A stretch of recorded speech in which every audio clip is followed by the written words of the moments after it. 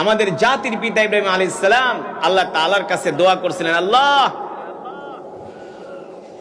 Mecca, Saudi আরব এগুলো হলো পাহাড়ের দেশ, পাথরের দেশ, সেখানে কোনো ফল ফলাদির গাছ আগে তেমন ছিল না। কিন্তু জাতির পিতা ইব্রাহিম আলাইহিস সালাম দোয়া করছে, আল্লাহ, এই ভূখণ্ডে ফল ফলাদি কম হয় তাতে কি হয়েছে, আপনি সারা পৃথিবীর দামি দামি জিনিসগুলো এই ভূখণ্ডে আনার ব্যবস্থা করে দেন। জাতির পিতা দোয়া করার কারণে পৃথিবীর সব ভালো ভালো জিনিসগুলো মক্কা শরীফে যায়, দামি দামি ফলগুলো মক্কা শরীফে যায়। আর মক্কা মদিনাতে বসে, মক্কা মদিনা শরীফে বসে ওই ফলগুলো খেলে অন্য দেশের চেয়ে বেশি মজা পাওয়া যায়। وَإِذْ قَالَ إِبْرَاهِيمُ رَبِّ اجْعَلْ هَذَا بَلَدًا آمِنًا وَارْزُقْ أَهْلَهُ مِنَ الثَّمَرَاتِ। আল্লাহ, সারা পৃথিবীর ফল ফলাদি খাবার, দামি দামি খাবার আপনি এই ভূখণ্ডের মানুষদেরকে খাওয়ান।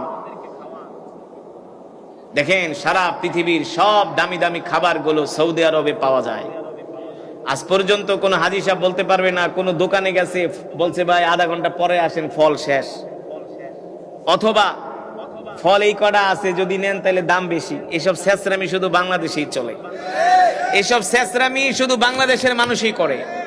একেবারে ছোট লোক, কাঙ্গালি বাঙালি, যত দুই নম্বরই, যত ছেঁচড়ামি, মানুষকে যত কষ্ট দেওয়ার ফন্দি সব বাংলাদেশের মাঝে আছে।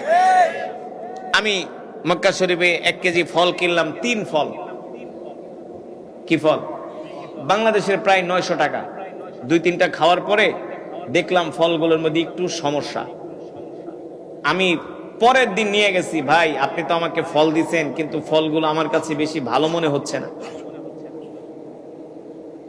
সে ছিল অন্য দেশের, সম্ভবত পাকিস্তানি। কইয়ে ভাই কি কোই মুশকিল নেই, কোনো সমস্যা নাই, ফলগুলো আমার কাছে দাও। দিলাম, সাথে সাথে টাকাটা ফেরত দিয়ে দিই।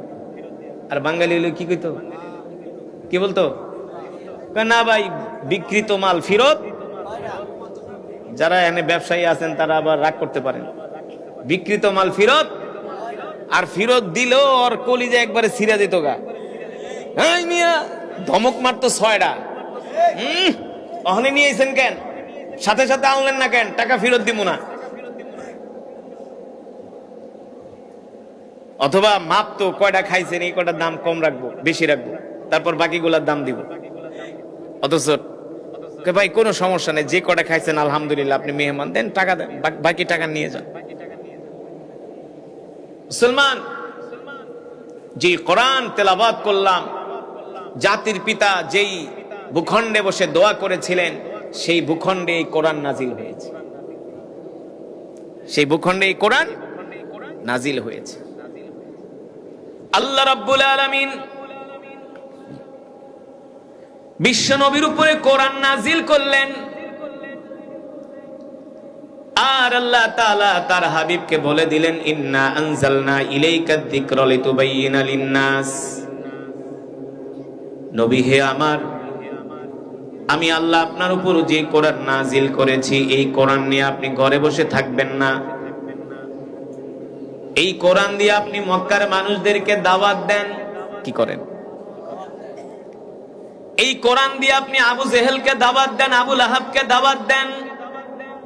এই কোরআন দিয়ে আপনি উতবা সাইবাকে দাওয়াত দেন, ওলীদ ইবনে মুগিরাকে দাওয়াত দেন। মক্কার প্রতিটা ঘরে ঘরে আপনি কোরআনের দাওয়াত পৌঁছে দেন। আল্লাহু আকবার।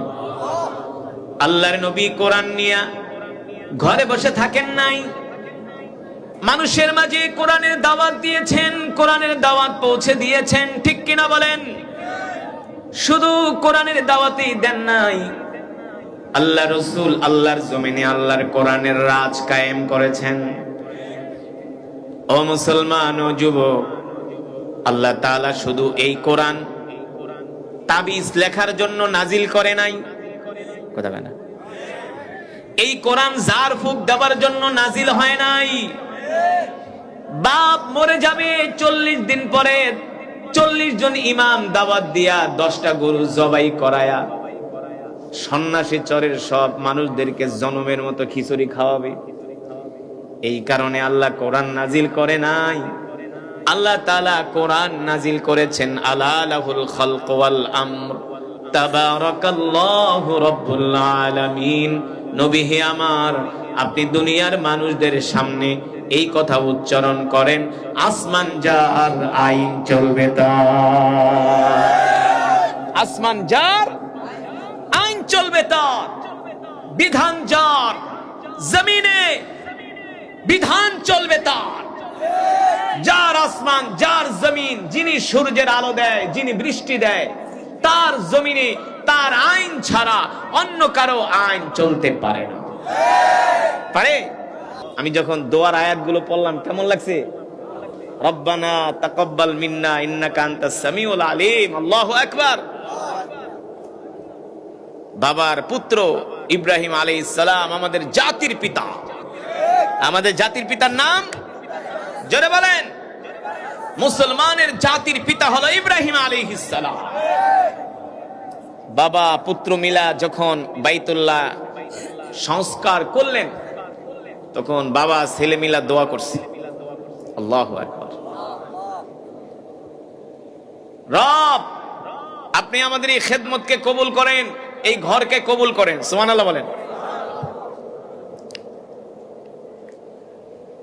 আমি গত হজের সফরে ছিলাম সৌদি আরবে। বাংলাদেশের আমরা অনেক আলেমরা একসাথে বসে খাবার খাচ্ছি। খাবারের পরে কিছু ফল খেলাম।